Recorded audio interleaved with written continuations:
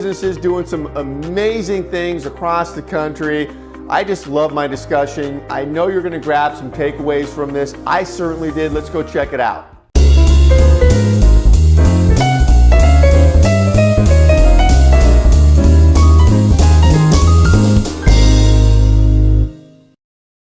Hi, everybody. Thanks for jumping on Giant TV. I'm Paul Hitchcock, the founder and president of Giant Jacks Media. We help others to grow and nurture their businesses. Actually, this is our headquarters office in Orange County, California, near Disneyland. And really excited for my guest here today, Alina. Welcome, Alina. Thank you, Paul. Nice to be here. Yeah, and you and I were talking offline because I've got your LinkedIn profile up, and you've got a ton of things going on. I don't know how you get it all done. And I'd love, I have many questions, but I want to start with you and tell us, what are you focused on? What are you doing? Okay. So right now, I'm focused on wellness and mindset, which is something I've been, focused on since 2008, to be honest with you. But I have been in the medical field for 33 years, and I kind of didn't want to do anything in that arena, but everything keeps bringing me back.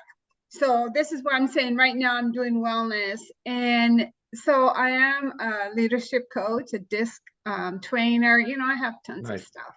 Yeah. But one of the things that has me and has always had me very enthusiastic and happy about is just teaching entrepreneurs and professionals how to bring wellness into their everyday living.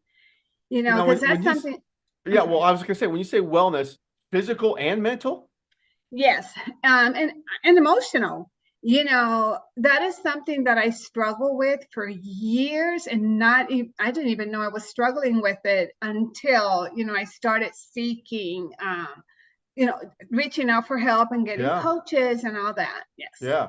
Yeah. And so tell me about who you working with. Are they businesses? Are they the owners of the business, the teams?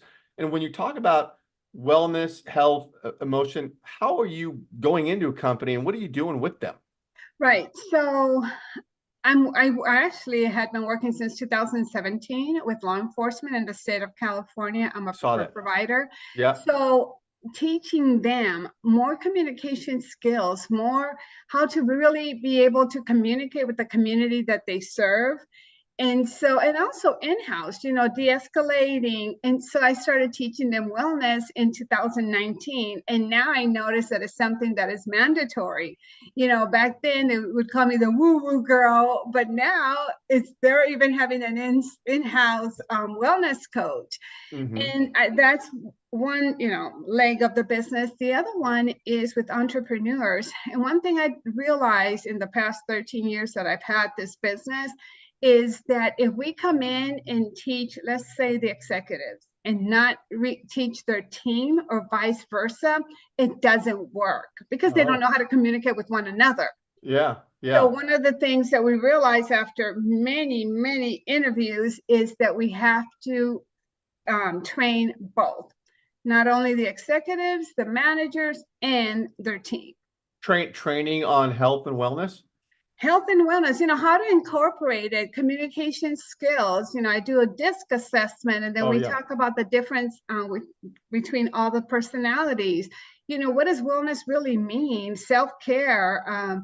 It doesn't mean wellness, go out there and run every day, because if you're at a certain age, running is not good for you. But, what about emotional wellness? Mm-hmm. What about meditating, breathing techniques, body scanning, emotional freedom techniques? I do it all. And I do it all for myself as well. Yeah. Well, as you're talking, it's interesting because is this a fair statement that that if you're not focused on health, wellness, your emotional well-being, that absolutely impacts your job performance, and at all levels. And so do you see that where this becomes the fabric of what a company's doing and you're in there, that it lifts the whole company up?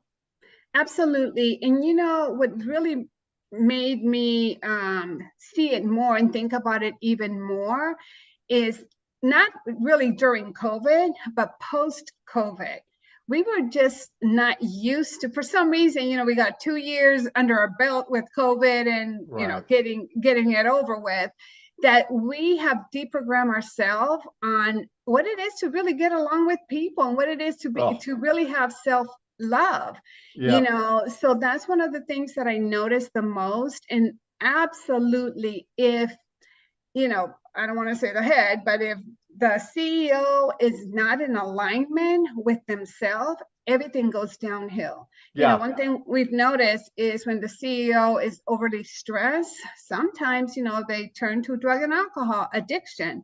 And how is that really working for the rest of the team? Yeah. So, Yeah. I like the saying a fish rots from the head down, right? The CEOs, yeah, no good. Everything's affected. right. I noticed something as I was looking at your stuff too, is you had a comment there, quote, what you think is what you are. Yes. I love that. I love that. Oh, thank you. Look at me. I'm Yeah. a poet. Well, many things, also a poet.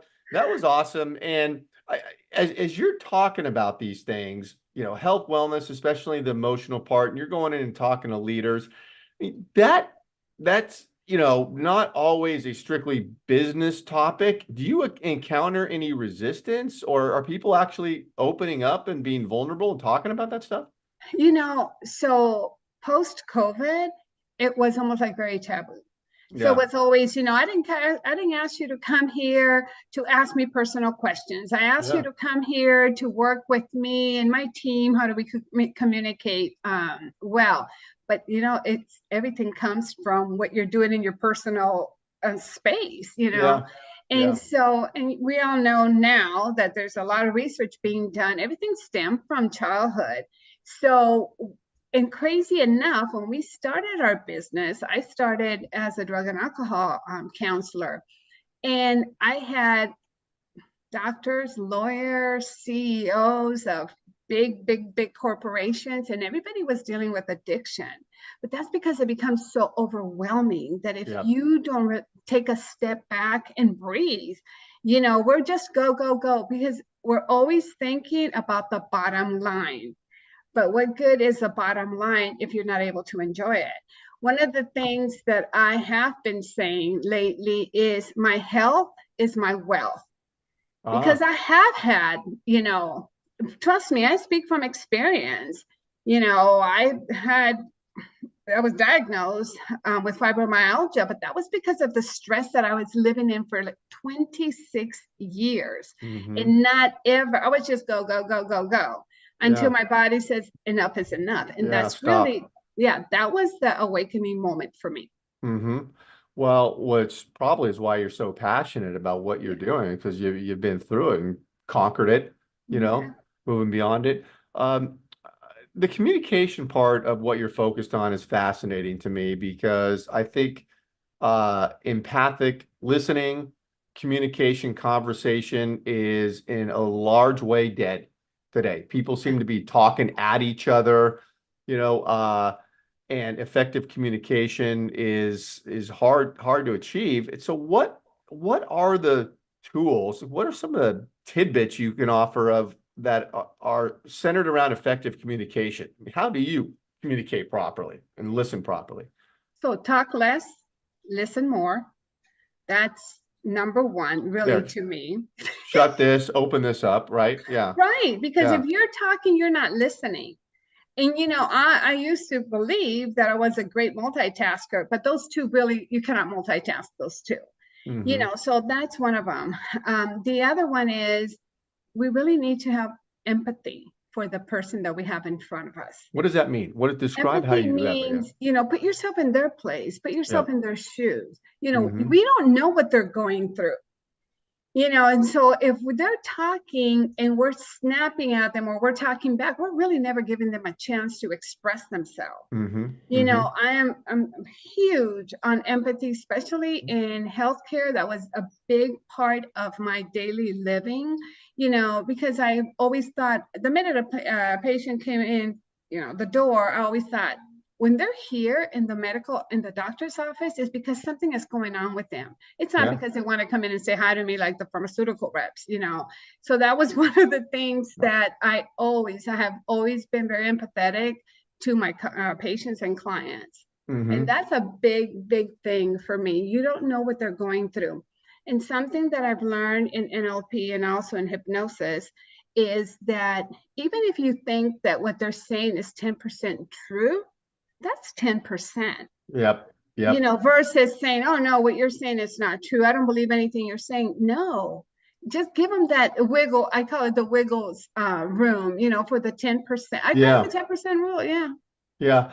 No, that's great stuff. And it's interesting because I was just talking to somebody yesterday, business discussion, first discussion, and it was frustrating, Alina, because they, their listening was horrible. I mean, I would be talking, they jump in, cut me off before I finish the point, and then never ask me one question about my end of things. It was Mm, all I'd say something, then they'd say, "Oh yeah, well me too," and then go into their thing. It was just a crappy conversation. And this gets into what you're talking about. It's not listening with empathy or putting yourself in their shoes or listening really at all. I see that right. a lot. I see that a lot. And so right now, what I'm seeing a lot is that people think like their story or their pitch or their business or whatever they're trying to sell you is so much more important than Yep. you. Yep. This Yep. is like marketing 101. Listen Yep. first and Yep. then, jump in. But no, people don't look at that. As a matter of fact, let me give you a quick example. I was just at an event up in Sacramento. I just had ankle surgery. I'm on a scooter, right? Right now you're on a scooter? Yes, Oh wow. Okay. All right. yes. So I'm on a scooter and I just couldn't do it anymore. Like I couldn't pedal anymore with one leg. And I sit down just to drink some water. This Mhm. lady came and just bombarded me. She saw the scooter, she saw the boots, she saw the water, she saw that I was leaning against the wall. Not once did she say, "Hi, can I sit with you?" Or even better, "Is it okay if I sit with you?" Yeah.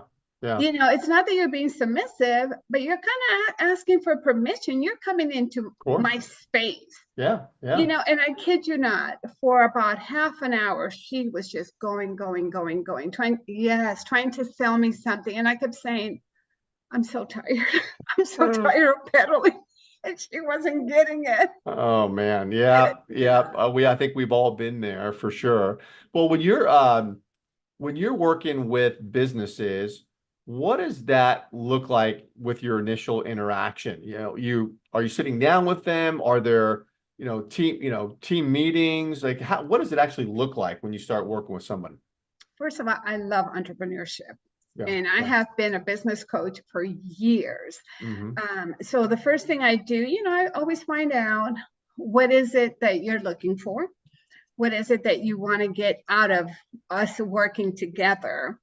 And what I love to hear the most is when they say, my team members, my staff, everything is everybody else but you.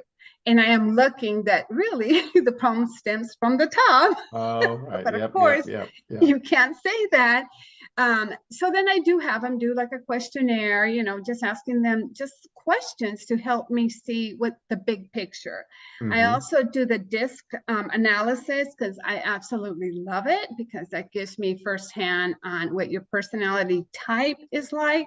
Yeah. And then that way I know how to address you. And then also why that's a big reason why you and your team are having discord. So I love doing that.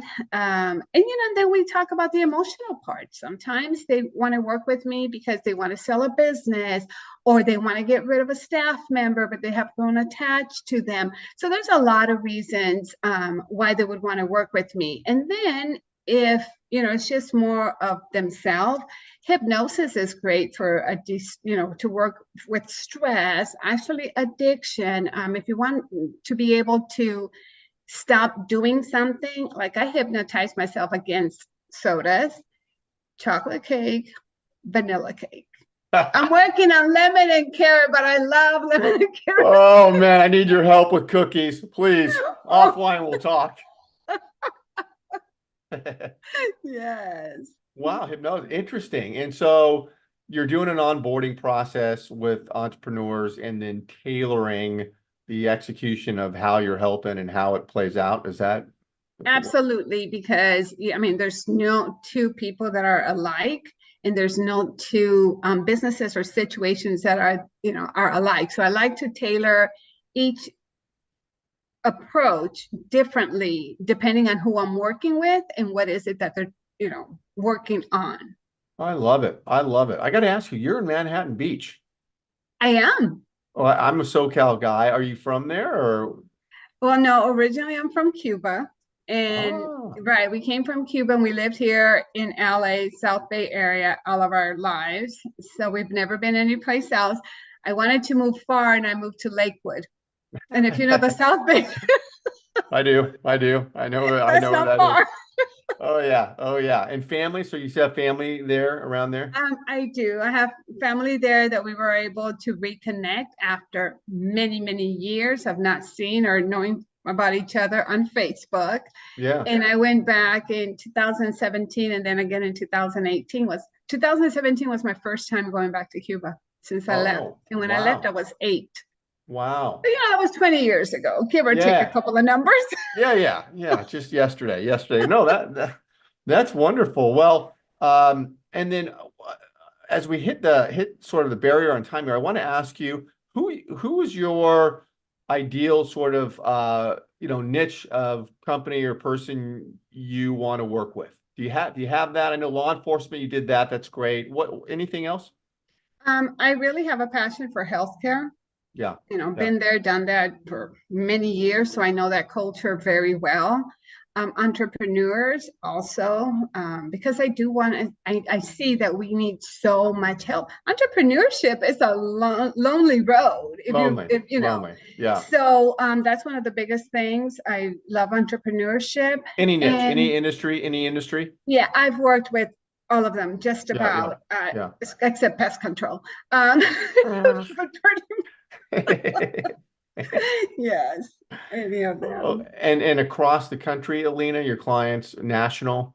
Actually, I was international before COVID. Yeah, I Hmm. have done speaking engagement in London, in Canada, training. I'm able to work with them now. It's more acceptable because of Zoom. Now Yeah. everybody's really into this. Yeah. So yeah, absolutely. Love it. Love it. Well, I could talk forever about this. It's great stuff. I want to say thanks everybody for listening. I also want to alert you that wherever you're watching this, because we stream this on Facebook, LinkedIn, X, and everywhere, Alina's information is going to be around this video. Maybe it's up here, Thank down you. here. Get connected with her for sure. I've been looking at your content, Alina, the Thank stuff you're you. putting out. It's great. And then, yeah, if you want to get, chat with her, her information will be around here. Alina, I know we'll be talking again. Really appreciate you doing this. Thank you. Thank you so much. It was a pleasure, Paul. Absolutely.